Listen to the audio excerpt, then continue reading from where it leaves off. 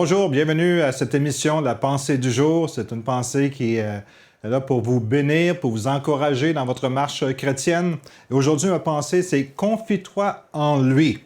Le Proverbe 3, le verset 5, dans la version Le Sommeur, nous dit ceci. « Mets ta confiance en l'Éternel de tout ton cœur et ne te repose pas sur ta propre intelligence. Cherche à connaître sa volonté pour tout ce que tu entreprends et il te conduira sur le droit chemin. » Vous savez, j'ai commencé ma vie dans le ministère parce que le Seigneur est venu me chercher.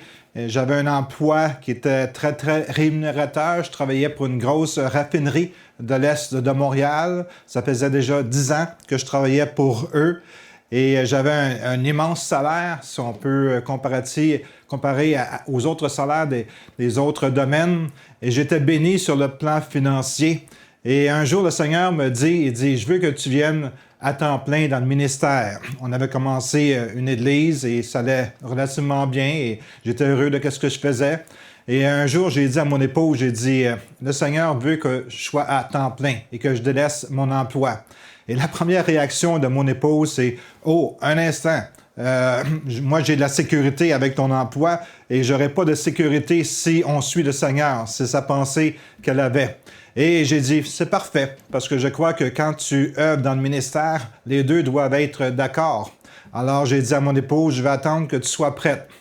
Et un jour, le Seigneur lui a parlé audiblement. Et c'est la première fois, et d'ailleurs c'est la seule fois que Dieu lui a parlé audiblement dans l'auto. On revenait de Toronto. Et le Seigneur me dit, dis-lui maintenant que tu t'en vas à temps plein. Alors j'ai été la voir le lendemain, j'ai dit, le Seigneur me dit qu'on doit rentrer dans le ministère à temps plein. Et elle dit, c'est correct parce que Dieu m'a parlé. Et c'est un exemple de se confier en lui. Vous savez, c'est beaucoup quitter un emploi où tu avais, peut-être 30 ans de ça, tu avais comme 50 000 $ ou 60 000 $ par année. Et lorsque je suis entré dans le ministère, on m'a donné 12 000 $ comme salaire annuel. Alors, ça a été un peu un choc pour nous, mais je me souviens d'avoir été voir le pasteur et je lui ai dit, Dieu m'appelle à temps plein. Que tu veuilles ou que tu ne veuilles pas, je m'en viens. Que tu me donnes un salaire, que tu ne m'en donnes pas, je m'en viens. Pourquoi que j'ai été capable de dire ça? Parce que je me confiais dans le Seigneur. Quand Dieu te demande quelque chose, il va pourvoir également. Aussi que l'onction, il y a la provision.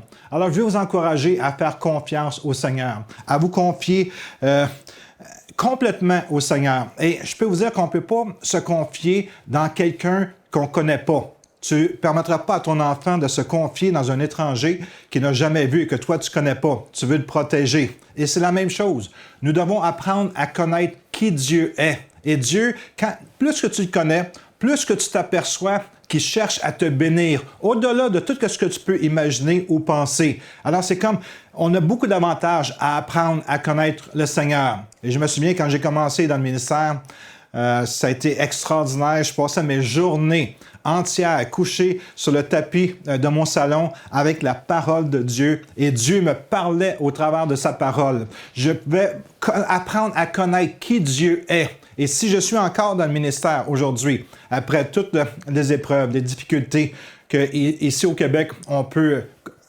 connaître, c'est parce que j'ai toujours fait confiance au Seigneur. Il y a des situations dans ma vie, si je n'aurais pas fait confiance au Seigneur, j'aurais délaissé le ministère. Parce qu'il y avait des situations, c'était comme impensable. Il n'y avait pas aucune solution. Puis le Seigneur me disait, c'est moi qui t'ai appelé, c'est moi qui va te faire passer au travers de ces situations-là. Alors, faites la même chose. Vous savez, on doit apprendre à vraiment se confier dans le Seigneur. Ça nous dit dans Deutéronome 10, 20, tu craindras l'Éternel, ton Dieu. Tu le serviras. Tu t'attacheras à lui. Ayez pas peur des situations. Ayez pas peur des gens. Ayez pas peur de personne. Et j'ai appris au travers de ces difficultés-là à me confier dans le Seigneur. Ma famille, c'était pas vraiment chaud pour le Seigneur. Alors, c'est comme j'avais pas un réconfort de ce côté-là. Et j'ai été obligé de m'appuyer sur le Seigneur. Et je peux vous dire qu'aujourd'hui, Dieu m'a jamais déçu. Est-ce que Dieu vous a déjà déçu? Vous savez, je pose la question des fois à des chrétiens et je regarde puis je dis, est-ce que Dieu t'a déçu? Et les gens disent, oui, Dieu m'a déçu. Mais quand tu analyses, quand tu fais des recherches, tu t'aperçois que c'est pas Dieu qui les a déçus. C'est eux qui ont pris les mauvaises décisions. Alors, c'est intéressant des fois de faire une analyse de soi, s'auto-analyser et regarder où c'est que ça n'a pas fonctionné. Puis, j'ai toujours comme principe, quand il y a quelque chose qui ne fonctionne pas, c'est jamais la faute de Dieu. C'est plutôt ma faute à moi. Alors, je veux vous dire que de faire confiance au Seigneur. Job, il ne connaissait pas Dieu, il a été au travers d'une épreuve. Et à la fin, il a été capable de dire, « Mon oreille avait entendu parler de Dieu, mais maintenant, mon œil de voit. » Et quand tu sortiras vainqueur avec Dieu au travers des épreuves, tu pourras dire comme David, « L'Éternel est ma force et mon bouclier. En lui, mon cœur se confie et je suis secouru. J'ai de l'allégresse dans le cœur et je le loue par mes chants. » Qu'est-ce qu'on doit faire? Reconnaissez-le dans toutes vos voies. Quand vous avez des plans ou vous voulez faire quelque chose, demandez au Seigneur, « Seigneur, qu'est-ce que tu veux que je fasse? Explique-moi, Seigneur. Montre-moi de quelle manière que je dois m'y prendre. » Et les bénéfices, quand on met notre confiance dans le Seigneur, sont nombreux. Il va aplanir vos sentiers. Vos muscles vont être en santé. Nos os seront rafraîchis. Nos greniers seront remplis d'abondance. Et nos cuves regorgeront de mou. Notre confiance en Dieu doit être totale. Je l'ai faite.